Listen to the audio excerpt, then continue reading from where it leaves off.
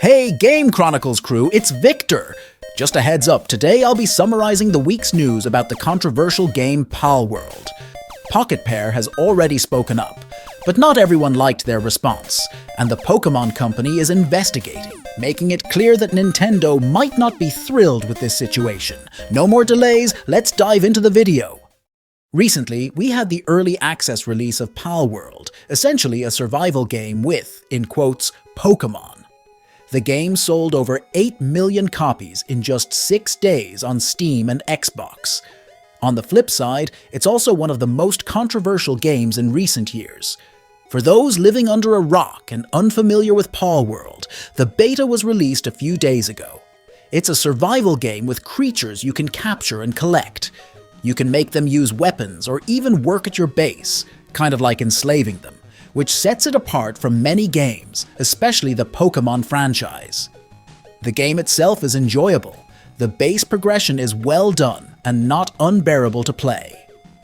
Capturing the pals is fun, although it might get repetitive after a while.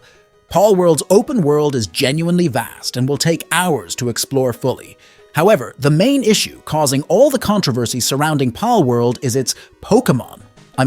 Pals. Some of the pals closely resemble, almost identical to, Pokémon, sparking the internet's outrage. A few days ago, Pocketpair, the company behind Palworld, mentioned not being concerned about plagiarism accusations involving Pokémon. Speaking to the Japanese publication Automation, CEO and lead developer Takuro Mizobi talked about the similarities with Game Freak's Pokémon games, stating that the main Pokémon franchise is a great predecessor to what they have finally achieved with the open-world adventure Palworld. Well, it's true that Pokémon was the first franchise to bring this genre of collecting and capturing creatures.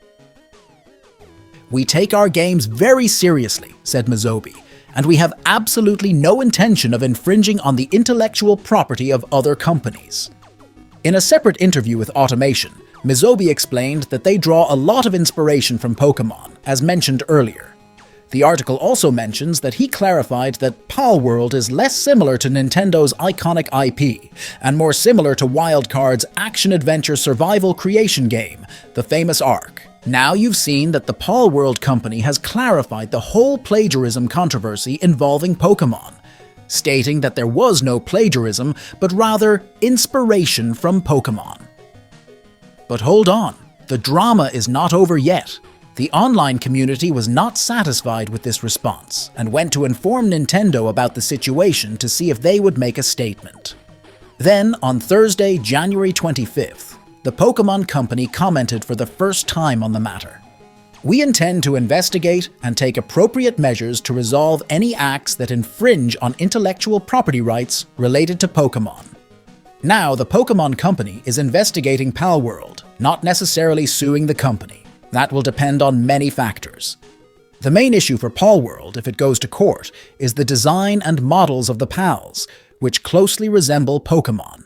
Pocketpair can only be sued if the Pokémon Company proves that the pals models are the same as Pokémon's models. According to IGN website, the likelihood of Nintendo taking Palworld to court depends on various factors, including the country where legal action might be initiated and differences in intellectual property laws worldwide. The outcome of a potential case would hinge on whether the original work is genuinely protected by copyright, if substantial portions were copied, and if any defenses like fair use or parody apply. If legal action ensues, it typically falls on the copyright owner to prove copying occurred. The burden of proof may vary depending on legal systems. Pocketpair's response to a lawsuit could involve modifying the game, negotiating a licensing agreement, or challenging the case.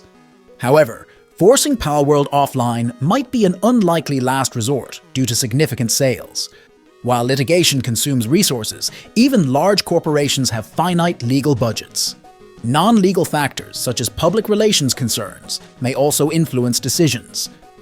If Nintendo were to succeed in court, potential outcomes could include monetary damages and an injunction preventing Palworld's sale. However, these scenarios remain theoretical until legal action is taken. Despite similarities, the legal significance of alleged imitations varies. Some may be too trivial to withstand scrutiny, while more blatant copies could be considered copyright infringement. The decision to issue a preliminary injunction, temporarily blocking sales during legal proceedings, would depend on the severity of the alleged infringements. As Palworld gains popularity, whether Nintendo will pursue legal action remains uncertain. The ball is in Nintendo's court for now. Folks, this is just the beginning of a possible major controversy that will likely extend for some time. But what about you? What do you think about this whole situation involving Palworld and Pokémon? I'd love to hear your opinion down below in the comments. And don't forget to subscribe to the channel and hit the like button. Seriously, you guys have no idea how much that will help this new channel grow. Share with friends and activate notifications to not miss any videos about this controversy. Thanks everyone, I'm out.